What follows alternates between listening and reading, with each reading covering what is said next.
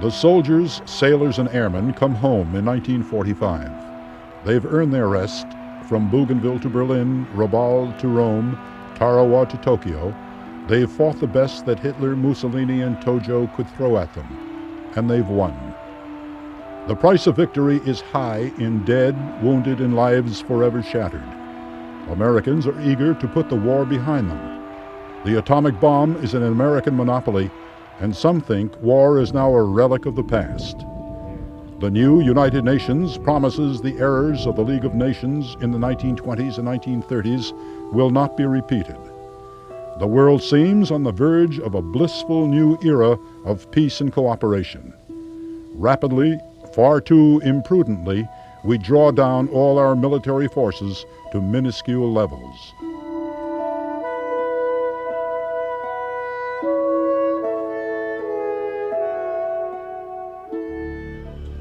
Technology has changed as well. The increasingly familiar whistle of the jet airplane is replacing the clatter of piston engines and whirling propellers.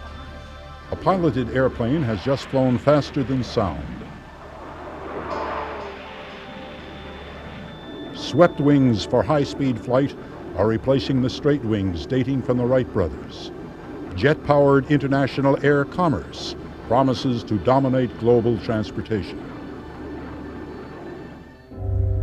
But soon there is growing tension. A vast Soviet espionage network is active in the United States. The Soviets are taking up permanent residence in Europe as well.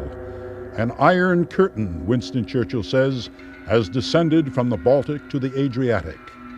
In 1948, the Soviets make their move, cutting off Berlin by imposing a crippling blockade on all surface transport.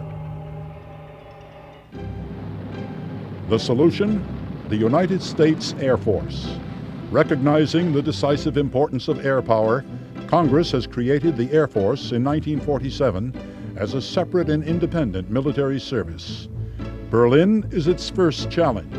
In the skies over Germany, the men and women of the new service prove that they are equal to the task. A year later, thanks to airlift, Berlin is still free and dictator Joseph Stalin's plans have been thwarted. The West is awake to the threat of Soviet communism, a 40-year struggle that fittingly will end in Berlin in 1989.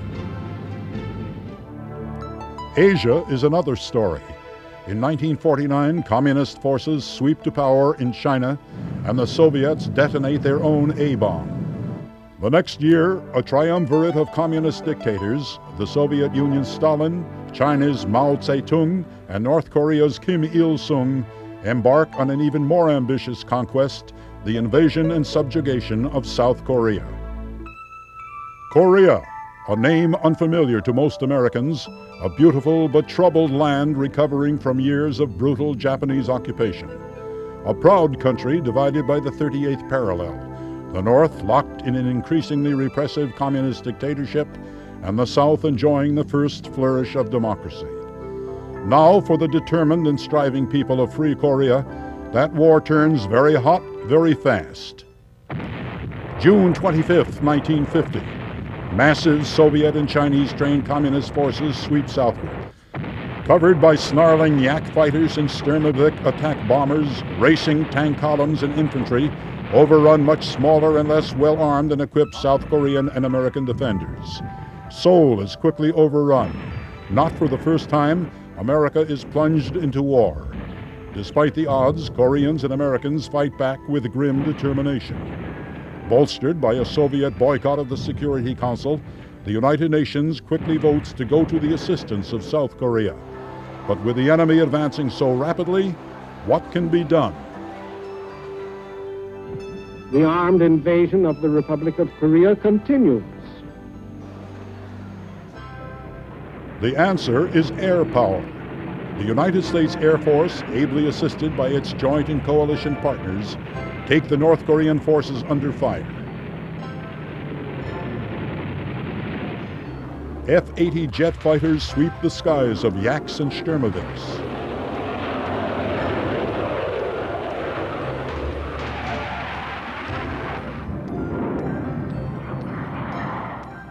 Angel 5 to Dopewood, over. And then attack communist ground forces.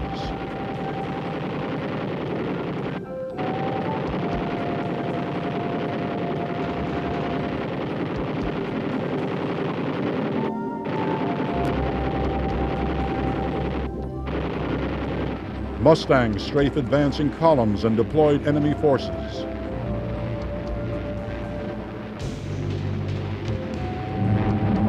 B-26s bomb roads and railroads.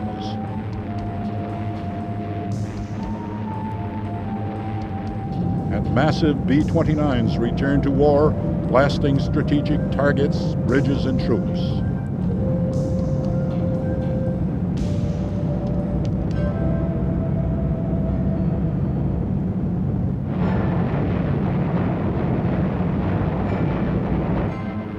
Transports bring in vitally needed supplies and personnel.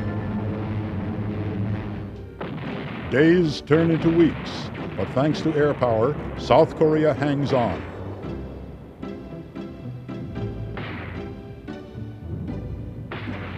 Valiant South Korean and American ground forces make their stand, digging in along the Naktung River.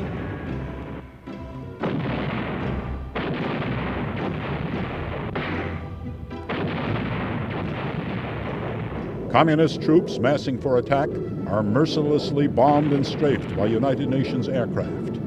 Assailed from the air, denied the ability to use its own air force, the enemy advance is halted before the Korean town of Busan.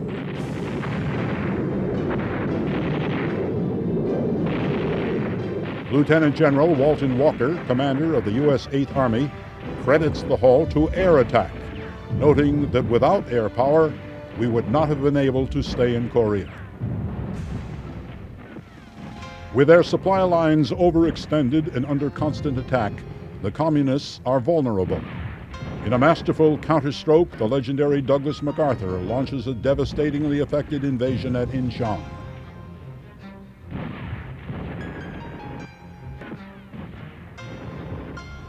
Shattered, North Korean forces retreat rapidly.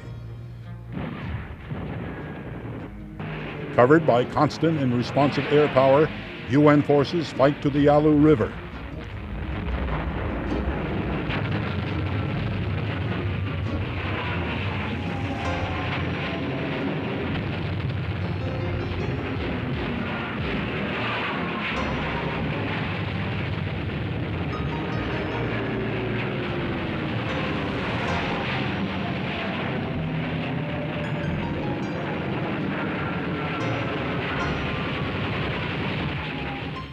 American Marines enjoy a cold Thanksgiving with turkey and all the trimmings supplied by the U.S. Air Force.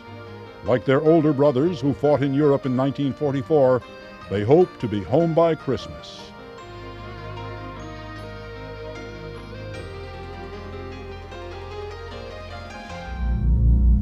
But such is not to be. Feeling threatened by the rapidly advancing UN forces, Communist China enters the war in November with hundreds of thousands of troops.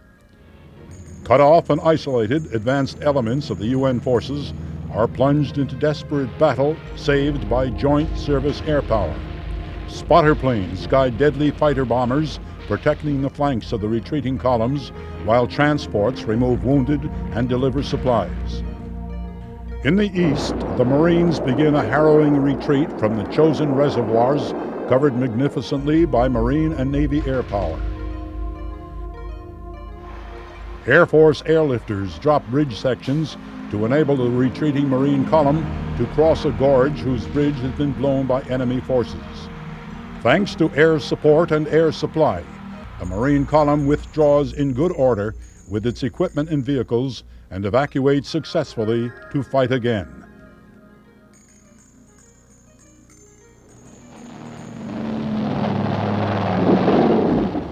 As UN forces retreat southwards past Seoul for the second time, air power continues to hammer advancing Chinese Communist and North Korean forces.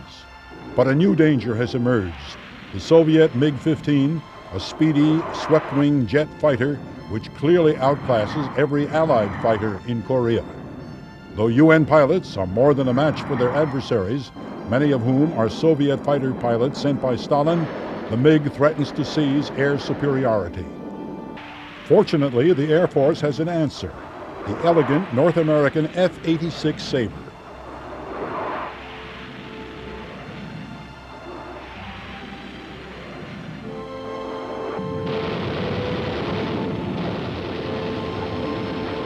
These revolutionary fighters are quickly sent to Korea, entering combat in mid-December 1950.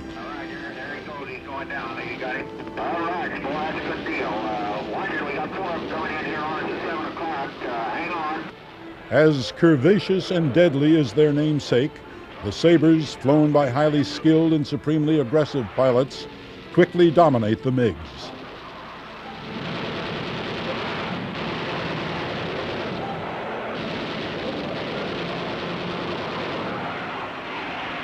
By war's end, they will have shot down an average of 8 MiGs for every Saber lost.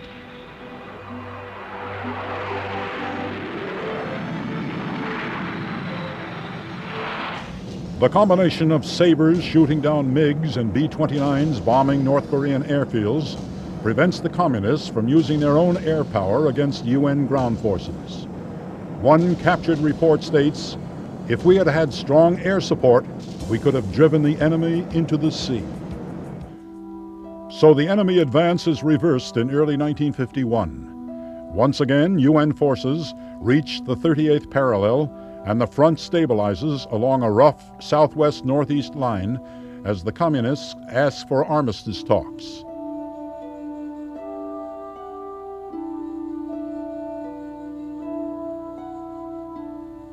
The talks begin, and Lieutenant General Nam Il, the senior enemy delegate, states to his UN counterparts, "Without support of your aerial bombing alone, your ground forces would have been unable to hold their present positions.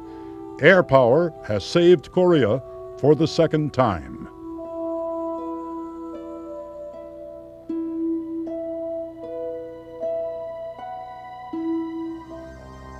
Until the conclusion of the armistice in July 1953, the men and women of the Far East Air Forces and Bomber Command, the regulars, the reservists, and the guardsmen who comprised America's total force, carry the war to the enemy every day and every night.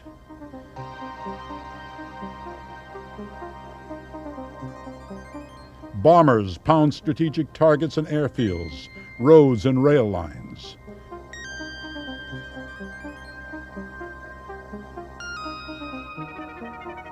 Transports haul vitally needed supplies and personnel. Helicopter and seaplane crews undertake heroic rescues.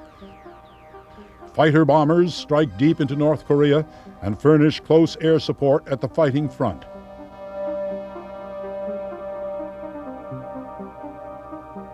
Reconnaissance pilots and crews fly alone and unafraid deep into Communist territory.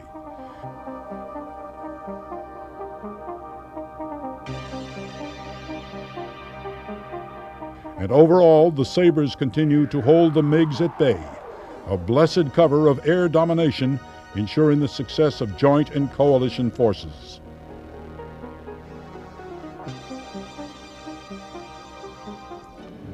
Thanks to flexible, responsive, and devastating air power, South Korea was preserved as a free nation. UN Commander General Matthew Ridgway said bluntly, "Not only did air power save us from disaster, but without it, the mission of the United Nations forces could not have been accomplished." So it is fitting we honor the airmen who fought in Korea.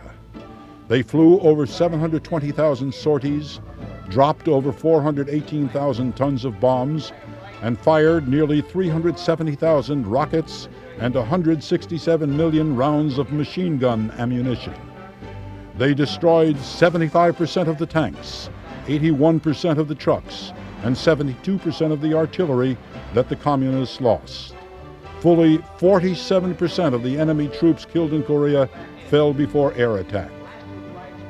But freedom is never free, and the price of their success was 1,841 dead, wounded, and missing, and 1,466 aircraft lost. Hundreds more languished in prison camps, where many died from malnutrition and from the appalling brutality of their captors. 50 years have passed since Sabers took off from Kimpo and other fields, trailing sooty smoke as they climbed out over Korea's blue-gray mountains for the cold fastness of MiG alley combat.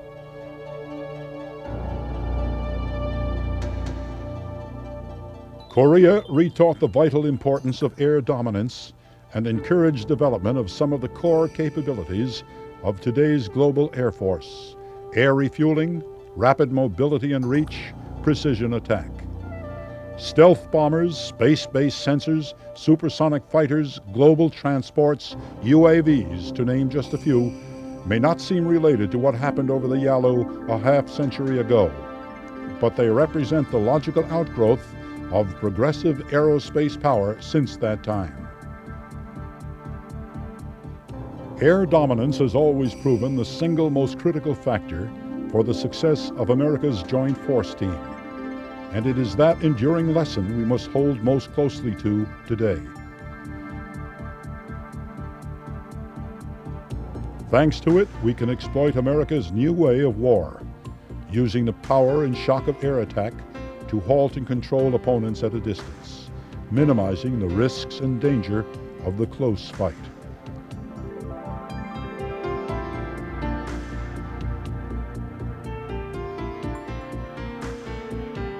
We did it in the breakout across France in 1944, Korea in 1950, Vietnam in 1972, Iraq in 1991, Bosnia in 1995, and Kosovo in 1999.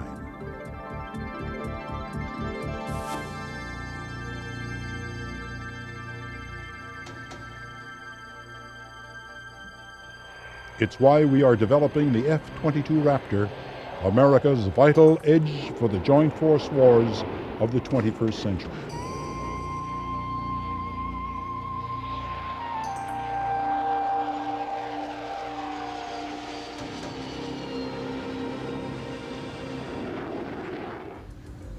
For those of Korea and all our wars, we salute you, we honor you, we treasure you, and we pledge to always remember and cherish you. You are a lasting and enduring inspiration to us, the men and women who choose today to wear Air Force Blue in freedom's cause. You've bequeathed to us a golden legacy of courage and accomplishment. That legacy fuels our own fierce determination today to furnish America with the rapid and responsive global vigilance, reach, and power required by the uncertain world and the multitudinous threats of the 21st century.